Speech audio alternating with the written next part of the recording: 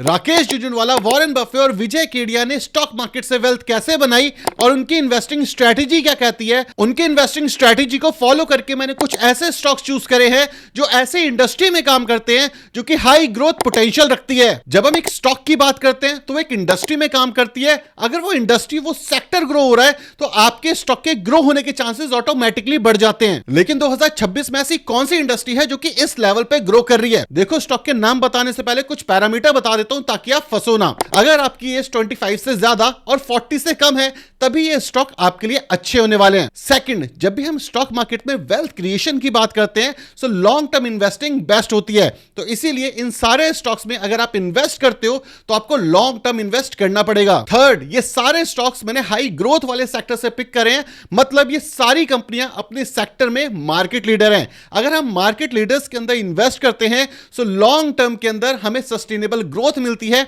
इसी के साथ साथ जो रिस्क है वो भी हमारा कम हो जाता है, क्योंकि अगर मार्केट लीडर मरेगा तभी वो सेक्टर पूरी तरीके से बर्बाद हो सकता है। और राकेश झुनझुनवाला जी की इन्वेस्टिंग स्ट्रेटेजी भी हमें यह सिखाती है कि हाई ग्रोथ सेक्टर में लीडर को पकड़ो ताकि जो ग्रोथ है वो सस्टेनेबल और लॉन्ग टर्म तक होती रहे। फोर्थ, और ये बहुत इंपॉर्टेंट है कि इन सारे स्टॉक्स में इन्वेस्ट करने का बेस्ट तरीका क्या हो सकता है, वो है हमारा SIP।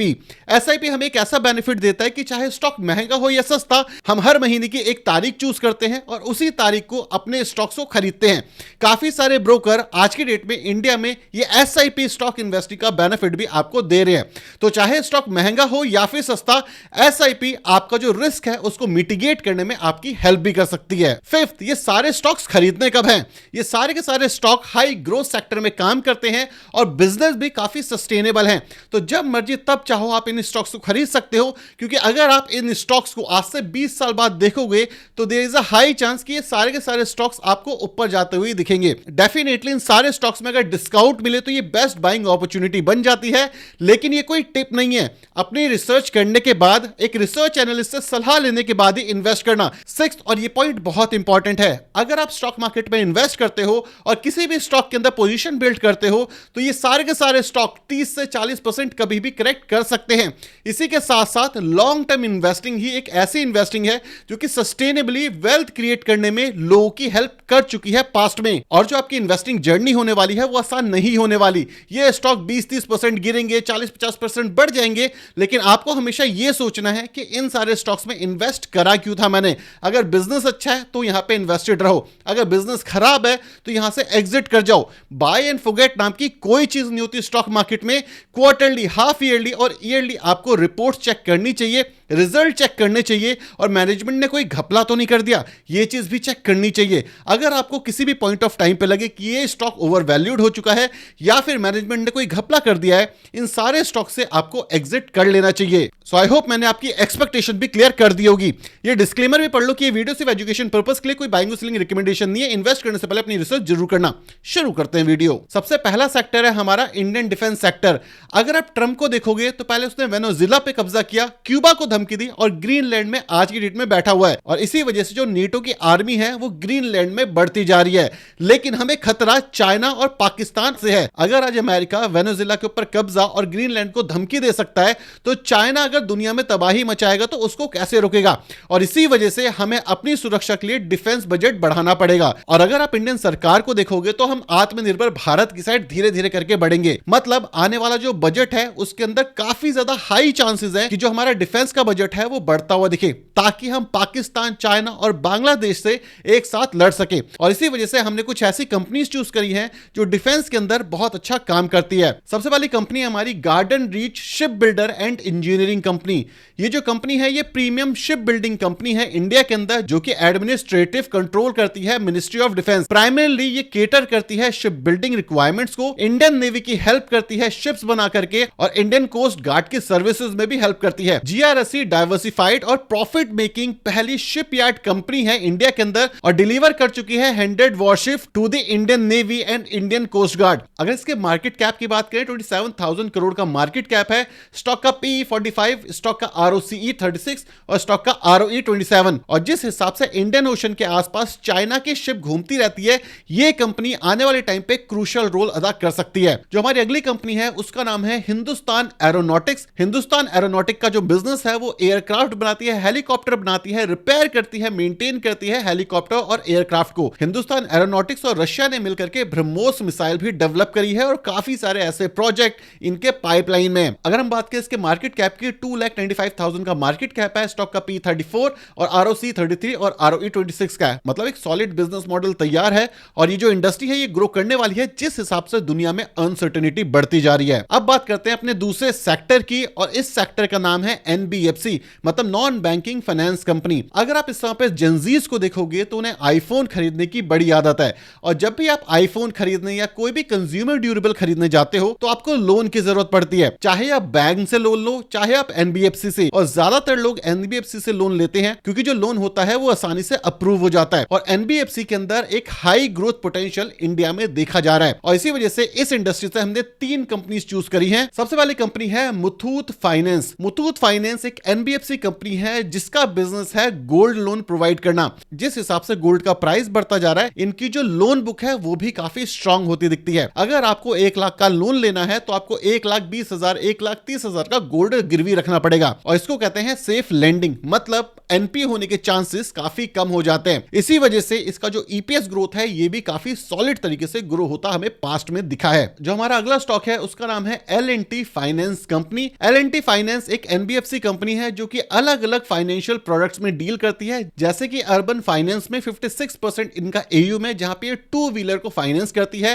होम लोन फाइनेंस में भी इनका जो डिसबर्समेंट है ये काफी तेजी से ग्रो कर रहा है। रूरल एरिया से इनके AUM का 44% आता है जहां पे ये फार्मर फाइनेंस करती हैं, रूरल बिजनेस फाइनेंस करती हैं। इसका मतलब है काफी वेल डाइवर्सिफाई इनका बिजनेस है और जैसे कि आपको पता है कि RBI रेट कट कर रही है तो जो NBFC सेक्टर है ये ग्रो करेगा और यहाँ पे ऑपरेटिंग प्रॉफिट मार्जिन भी वापस से रिकवर कर सकते हैं। इसी वजह से एक मेजर रैली आप इस समय पे फाइनेंस सेक्टर में देख रहे हो। थर्ड कंपनी है हमारी Tata capital. Tata capital India की थर्ड लार्जेस्ट और one of the fastest growing diversify NBFC company है इंडिया के अंदर, जिसकी loan book growth 2.33 lakh crore के आसपास है जून 2025 में। 7.3 मिलियन कस्टमर इसके पास है और अलग अलग प्रोडक्ट के अंदर ये डाइवर्सिफाई करते हैं। मार्केट कैप 1,52,000 करोड़ का है, स्टॉक का P41 जो कि एक्चुअली ज्यादा है, लेकिन अगर हम बात करें रिटर्न ऑन एसेट जो कि 1 के ऊपर है, ये इस कंपनी को थोड़ा सॉलिड बना देता है। लेकिन यहाँ पे रिस्क क्या है? रिस्क ये है कि ये जो एरिया है ये काफी कॉम्पिटिटिव है और आने वाले टाइम पे एक मेजर टक्कर इन्हें जियो फाइनेंशियल से मिल सकता है। तो इसीलिए अगर आप इनमें इन्वेस्ट कर रहे हो तो NPA एक ऐसी चीज है जिसके ऊपर आपकी नजर होनी चाहिए। अगर NPA बढ़ी तो इन कंपनियों में मेजर खतरा हो सकता है,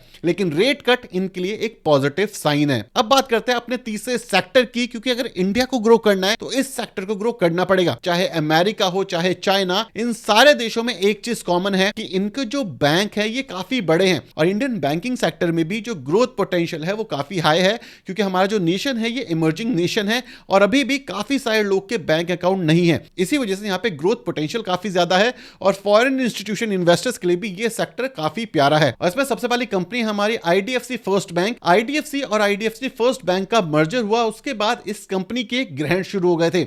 ये जो कंपनी है इसके NPA all of the sudden बढ़ गए थे, जिस वजह से लास्ट 1.5 से 2 साल में इस कंपनी ने 50% का करेक्शन देखा। लेकिन रिसेंटली इसने अपने NPA कम करे, जो इसकी लोन बुक थी जिसकी क्वालिटी खराब हो गई थी, जहां पे इन्होंने कॉर्पोरेट्स को काफी ज्यादा लेंडिंग कर दी थी, मतलब बिजनेसेस को ज्यादा लोन दे दिया था। आज की डेट में कॉर्पोरेट लेंडिंग को कम करके प्राइवेट लेंडिंग या रिटेल लेंडिंग हम कह सकते हैं उसको बढ़ाया गया है। ये किसी भी बैंकिंग कंपनी में एक ग्रोथ का इंजन लगा देती है, क्योंकि जितने भी बड़े बैंक हैं उन सब में एक चीज कॉमन दिखी आज तक, वो थी रिटेल लेंडिंग। जितना भी कॉर्पोरेट को कम लोन दोगे मतलब स्कैम कम होगा, रिटेल को पैसा ज्यादा दोगे मतलब अगर स्कैम हुआ भी तो बहुत छोटा टिकट साइज होगा। इसलिए पहली नजर हमारी IDFC फर्स्ट बैंक पे होनी चाहिए। अगला जो हमारा स्टॉक है उसका नाम है bank of Maharashtra. Bank of Maharashtra 2018 में ऑलमोस्ट बैंकरप्ट हो चुका था। इसकी जो टॉप लाइन ग्रोथ थी वो ऑलमोस्ट खत्म हो चुकी थी और बड़े बड़े स्कैम हुए थे। सरकार पिक्चर में आती है और इसके सारे के सारे जो NPA है उसको हटा देती है। उसके बाद एक और रिवाइवल स्टोरी शुरू होती है, जहां पे ये कंपनी एक टर्न अराउंड कंपनी की तरह साबित करती है खुद को। जब एक बार NPA खत्म हो जाते हैं तो उसके बाद ये अपनी एसेट क्वालिटी पे काफी काम करती है, मतलब जिसको लोन दिया है उसको प्रॉपर तरीके से चेक करके लोन देती है। इसी वजह से रिसेंटली जो इनका रिटर्न ऑन एसेट है वो 1.64 के आसपास पहुंच गया है, और प्राइस टू बुक 1.53 के आसपास। और यही जो एसेट क्वालिटी है इसके स्टॉक प्राइस में आपको शायद आने वाले टाइम पे दिख सकती है। तो ये स्टॉक भी आपकी नजरों में होना चाहिए। लेकिन एक मेजर रिस्क, जब भी हम सरकारी बैंक्स की बात करते हैं तो बड़े बड़े स्कैम सामने आते हैं। तो ये चीज आपको ध्यान रखनी है कि कोई बड़ा स्कैम ना हो जाए। जैसे रिसेंटली पीएनबी में एक बड़ा स्कैम सामने आया जहां पे एसबीआई भी हमें देखने को मिला। तो ये सबसे बड़ा रिस्क होता है सरकारी बैंक्स के अंदर। अब बात करते हैं अपनी फोर्थ इंडस्ट्री के बारे में, जो कि इंडिया के जीडीपी में मेजर कंट्रीब्यूट करती है, लेकिन रिटेल इन्वेस्टर ने लास्ट 2 साल में सबसे ज्यादा पैसा खोया है। और आज की डेट में अगर आप इस इंडस्ट्री की बात करोगे तो रिटेल इन्वेस्टर काफी ज्यादा पैसिमिस्टिक हो चुके हैं। वो है Indian IT sector. Indian IT sector एक रीस्ट्रक्चर से गुजर रहा है। मतलब जो आईटी सर्विसेज हैं उसकी डिमांड कम हो रही है और एआई, डेटा सेंटर और सेमीकंडक्टर की डिमांड धीरे धीरे करके बढ़ रही है। तो इसी वजह से हमने ऐसी कंपनीज चूज करी है जिनका फ्यूचर ग्रोथ पोटेंशियल काफी हाई है। और इसी वजह से जो हमारी पहली कंपनी है उसका नाम है केपीआईटी। केपीआईटी एक ग्लोबल कंपनी है जो कि सॉफ्टवेयर सॉल्यूशन प्रोवाइड करती है। और जो केपीआईटी है इनेबल करती है कस्टमर एस्केलेट इंप्लीमेंटेशन को नेक्स्ट जनरेशन मोबिलिटी टेक्नोलॉजी में। अगर हम इसकी बात करें कि कौन कौन सी कंट्री में है तो Europe, US, Japan, China, Thailand और इंडिया इसकी मेन मार्केट है। डेफिनेटली यहां पे क्वेश्चन आ सकता है कि जो 500% टैरिफ है इसका इंपैक्ट होगा या नहीं। फॉर श्योर अगर ऑटोमोबाइल सेक्टर या आईटी के ऊपर एक टैरिफ लग जाए तो इस पे इंपैक्ट होगा, लेकिन लॉन्ग टर्म विजन इसका काफी अच्छा है। और यूएस के अंदर इसकी प्रेजेंस कम है। यूरोप, चाइना और एशियन मार्केट इसके लिए एक मेन डोमिनेटिंग प्लेयर बन जाते हैं। और इसी सेक्टर में हमारी दूसरी कंपनी है जिसका नाम है टाटा एलेक्सी। और इसकी जो सर्विसेज है ये well integrated services, research, strategy और इलेक्ट्रॉनिक मशीनरी डिजाइन प्रोवाइड करती है, सॉफ्टवेयर डेवलपमेंट प्रोवाइड करती है और वैलिडेट करती है, डिप्लॉय करती है और सपोर्ट करती है काफी अलग अलग नेटवर्क और स्टूडियोज को। अब अगर मैं इसका बिजनेस समझाऊं तो Tata Elxsi traditional IT services से कैसे अलग है। सपोज करो टेस्ला को एक गाड़ी बनानी है। अब उस गाड़ी के अंदर हजारों नट बोल्ट लगेंगे और करोड़ों गाड़ियां वो बनाएंगे। तो टाटा एलेक्सी ऐसा डिजाइन बना करके देगी ताकि एक तरीके के नट बोल्ट ही उनकी ओवरऑल मैन्युफैक्चरिंग के अंदर यूज हो पाए, जिससे जो रीयूजेबल कॉस्ट होती है वो काफी एफिशिएंट हो जाती है और मैन्युफैक्चरिंग कॉस्ट काफी कम हो जाती है। तो इसी वजह से ये ट्रेडिशनल आईटी सर्विसेज नहीं है, ये ऑटोमोबाइल में एक लीडिंग प्लेयर है ग्लोबली। अगली कंपनी है हमारी कोफोर्ज लिमिटेड। ये एक आईटी सर्विस सॉल्यूशन प्रोवाइड करती है जो कि एंड टू एंड काम करता है। ये इंडिया की टॉप 20 सॉफ्टवेयर एक्सपोर्ट कंपनी है। ये प्रोमिनेंट ग्लोबल प्लेयर के साथ काम करती है जैसे कि British Airway, the ING group, SEI investment, Sabre and SITA के साथ। और इसकी जो डाइवर्सिफिकेशन है वो काफी अलग अलग देशों में दिखती है और सब्सिडियरीज भी इन्होंने बनाई है जैसे कि यूएस में, सिंगापुर में, ऑस्ट्रेलिया में, यूके में, जर्मनी में, थाईलैंड में। तो एक वेल डाइवर्सिफाई, ज्योग्राफिकली डाइवर्सिफाई इनका बिजनेस है। तो अगर आने वाले टाइम पे यूएस इंडिया के ऊपर टैरिफ बढ़ा भी दे तो इस कंपनी को झटका जरूर लगेगा, लेकिन ऐसा नहीं कि जो रेवेन्यूज है वो जीरो हो जाएंगे, क्योंकि डाइवर्सिफाई पोर्टफोलियो इन्होंने बनाया हुआ है। अब बात करते हैं एक ऐसे सेक्टर की जिसके अंदर जो ग्रोथ पोटेंशियल है वो काफी हाई है, क्योंकि इंडिया के अंदर इस सेक्टर की जो पेनिट्रेशन है वो कम है, लेकिन अब धीरे धीरे करके डिमांड बढ़ रही है। मैं बात कर रहा हूं इंश्योरेंस सेक्टर की, और इस सेक्टर में जो सबसे पहला स्टॉक है वो है गो डिजिटल जर्नल इंश्योरेंस। गो डिजिटल जर्नल इंश्योरेंस एक जर्नल इंश्योरेंस कंपनी है जो कि मोटर, हेल्थ और अदर इंश्योरेंस के अंदर काम करती है। एग्जांपल के तौर पे अगर आप एक नॉर्मल हेल्थ इंश्योरेंस और टर्म इंश्योरेंस लेना चाहते हो तो आपके लिए एचडीएफसी होगी, आईसीआईसीआई, ये सारी की सारी कंपनी है। लेकिन जो जर्नल इंश्योरेंस है यहां पे आप मोटर व्हीकल के इंश्योरेंस ले सकते हो, रियल एस्टेट के इंश्योरेंस ले सकते हो। ये कंपनी इस सेगमेंट में काम करती है मेनली। अगर हम बात करें इसके मार्केट कैप के 30,000 करोड़ का मार्केट कैप है, स्टॉक का पी 59 का है, क्योंकि ग्रोथ हाई है, रेवेन्यू प्रिडिक्टेबिलिटी हाई है, इसी वजह से जो वैल्यूएशन है वो हाई मिली है। जो इंश्योरेंस इंडस्ट्री है ये हाईली प्रॉफिटेबल इंडस्ट्री है। अगर आपको याद होगा वॉरेन बफेट सर कौन से इंडस्ट्री में काम करते हैं, उनकी कंपनी भी एक इंश्योरेंस कंपनी ही है। जो हमारा अगला स्टॉक है इसका नाम है एचडीएफसी लाइफ इंश्योरेंस कंपनी। ये कंपनी इंगेज करती है अलग अलग बिजनेसेस के अंदर और मेनली ये इंश्योरेंस बिजनेस में काम करती है, जैसे कि इनके इन्वेस्टमेंट प्रोडक्ट्स हैं जैसे कि प्रोटेक्शन हो गया, पेंशन हो गया, सेविंग हो गया, और जो हेल्थ इंश्योरेंस और टर्म इंश्योरेंस है ये भी इस कंपनी के अच्छे हैं। तो एज अ कस्टमर मुझे एक स्मूथ एक्सपीरियंस मिलता है, इसलिए मुझे ये कंपनी पसंद है। लेकिन इंश्योरेंस जो बिजनेस होता है वो रिकरिंग इनकम पे काम करता है। मतलब मैंने आज से 3 साल पहले इनका इंश्योरेंस लिया था और हर साल मैंने रिन्यू कराता हूं, क्योंकि अगर आने वाले टाइम पे कोई दिक्कत हो तो जो मेरा इंश्योरेंस है वो लैप्स ना हो जाए। और इसी वजह से जो इंश्योरेंस के अंदर अगर आपका एक बार कस्टमर बन गया तो उसकी लाइफ साइकिल काफी बड़ी होती है, इसी वजह से कस्टमर एक्विजिशन कॉस्ट ज्यादा होती है लेकिन रिकरिंग इनकम ज्यादा होती है, इसलिए जो इनकम या कैश फ्लो की प्रिडिक्टेबिलिटी है वो काफी ईजी हो जाती है। तो इसीलिए ये कंपनी आपकी नजरों में होनी चाहिए। अब बात करते हैं एक ऐसी इंडस्ट्री की जिससे इंडिया की ग्रोथ जुड़ी हुई है और पूरी दुनिया अब इस इंडस्ट्री को एक्चुअली गौर से देख रही है। इस इंडस्ट्री का नाम है रिन्यूएबल एनर्जी और इस इंडस्ट्री में हमने पहली कंपनी पिक करी है जिसका नाम है बोरोसिल रिन्यूएबल। ये कंपनी एक स्मॉल कैप कंपनी है, मतलब वोलेटिलिटी काफी ज्यादा है, लेकिन इस इंडस्ट्री की एक चीज मैं आपको बता दूं, वो ये है कि जब दुनिया में पैसा आ जाता है, मतलब लोगों के पास सस्टेनेबिलिटी है, ग्रोथ है, तब आप रिन्यूएबल एनर्जी पे फोकस करोगे। मतलब अगर आप आज टर्म को देखोगे उससे कोई मतलब नहीं है रिन्यूएबल एनर्जी से, वो कहता है ये वेस्ट ऑफ मनी है। और इसी वजह से अगर जब चीजें अच्छी होती हैं, दुनिया में शांति होती है, तब ये इंडस्ट्री काम करती है। अगर आप ये सोच रहे हो कि आज की डेट में ये इंडस्ट्री काम करेगी, तो आज की डेट के लिए ये है ही नहीं। लेकिन एक और सच्चाई ये है कि ग्लेशियर पिघल रहे हैं, हवा खराब हो चुकी है और दुनिया में बर्बादी आ चुकी है। तो आज नहीं तो कल इन्हें रिन्यूएबल एनर्जी की साइड मूव करना ही पड़ेगा और इसीलिए मैंने ये स्टॉक पिक करा है। और इसी सेक्टर से हमारा अगला स्टॉक आता है जिसका नाम है टाटा पावर। ये भी रिन्यूएबल एनर्जी में काफी तेजी से फोकस कर रहे हैं और ये जो कंपनी है ये mainly generate, transmit and distribute करती है इलेक्ट्रिसिटी को और इनका एम है कि आने वाले टाइम पे काफी सारे ईवी चार्जर स्टेशन लगा देंगे इंडिया के अंदर।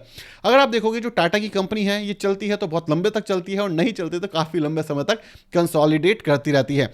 ये कंपनी सिर्फ तब चलेंगी जब इंटरेस्ट रेट कट होगा और दुनिया में शांति होगी। अगर ये दो चीजें नहीं है तो रिन्यूएबल एनर्जी के ऊपर जो स्पेंडिंग है ये तो आप भूल ही जाओ। तो इसी वजह से इसके अंदर सिर्फ तब पोजीशन बिल्ड करना जब आपको लगता है कि दुनिया में शांति आएगी, अदरवाइज ये बहुत रिस्की सेक्टर हो सकता है। अगर अभी तक आपको ये वीडियो पसंद आ रही तो सबसे पहले वीडियो को लाइक और चैनल को सब्सक्राइब कर दो। तो ये तो कुछ इंपॉर्टेंट सेक्टर थे, लेकिन सेमीकंडक्टर एक ऐसा सेक्टर है जो कि तेजी से ग्रो कर रहा है, डिमांड काफी हाई है लेकिन प्रोडक्शन इंडिया में कम। तो कौन से अच्छे सेमीकंडक्टर स्टॉक्स हैं ये जानना है तो ये वाली वीडियो देखना बिल्कुल मत भूलना। Bye bye.